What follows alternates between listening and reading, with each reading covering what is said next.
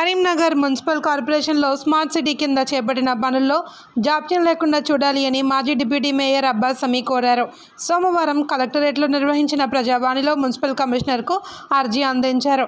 ఈ సందర్భంగా అబ్బాస్ సమీ మాట్లాడుతూ కార్పొరేషన్లో 4, 5, 27 డివిజన్లలో స్మార్ట్ సిటీ పనుల్లో భాగంగా తుఫాను నీటి కాలువలను బలోపేతం చేయడానికి 11.72 కోట్ల పనులు మంజూరయ్యాయని, ఇందులో కొన్ని చోట్ల ప్రారంభం కాగా మరికొన్ని చోట్ల పనులను అసలే ముట్టుకోలేదన్నారు.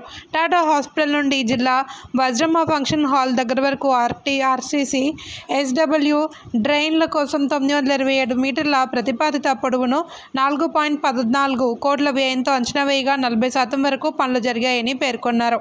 పనులు పూర్తి కాకపోవడంతో తేలికపాటి వర్షం వచ్చినప్పుడల్లా రోడ్డుపై 4 అడుగుల ఎత్తు వరకు నీరు ప్రవహిస్తుంది అని, ఇది ప్రయాణికులకు చాలా ఇబ్బంది కలిగిస్తుంది అని అన్నారు. నివేదిక సమర్పించి క్షేత్రస్థాయిలో పరిశీలించి సంబంధిత డీఈకి మున్సిపల్ కమిషనర్కి ఆదేశాలు జారీ చేసినట్టు తెలిపారు. ఈ కార్యక్రమంలో ఎంఐఎం నాయకులు అజర్, దబీర్, అలీబా తదితరులు పాల్గొన్నారు.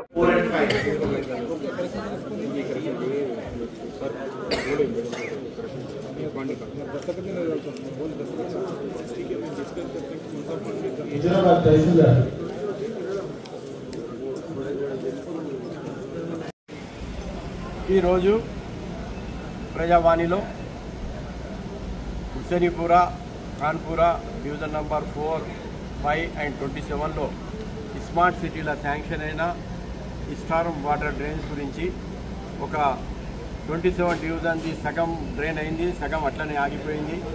మళ్ళా 4th, 5th డివిజన్ల 7,54,00,000 వరకు ఇంకా స్టార్ట్ చేయలే.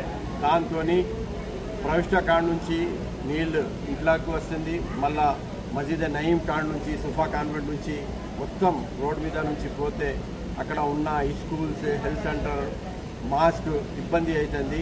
మరియు టాటా హాస్పిటల్ ముంగటి నుంచి కూడా అక్కడ కూడా ఫంక్షన్ హాల్ ఉంది, స్కూల్ ఉంది, మస్జిద్ ఉంది. ప్రజలకు కష్టమవుతుంది. ఈ వర్క్ ఆపేసిర్రు. ఈరోజు కలెక్టర్ మేడం లేకుండా కూడా మన మున్సిపల్ కమిషనర్ గారికి మొత్తం రిప్రజెంటేషన్, శాంక్షన్ లెటర్, ఫోటోస్ మొత్తం ఇలా అందజేసినాం. మరియు అతడు మన సెక్షన్ టీఈకి పిలిచి వెరిఫై చేయమని చెప్పారు.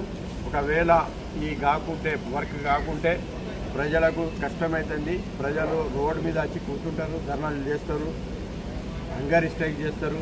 ఆ వర్క్ ఎమర్జెన్సీ వర్క్ ఉంది. ఆ ఎమర్జెన్సీ వర్క్ చేయాలని కోరుతున్నాం. థ్యాంక్స్.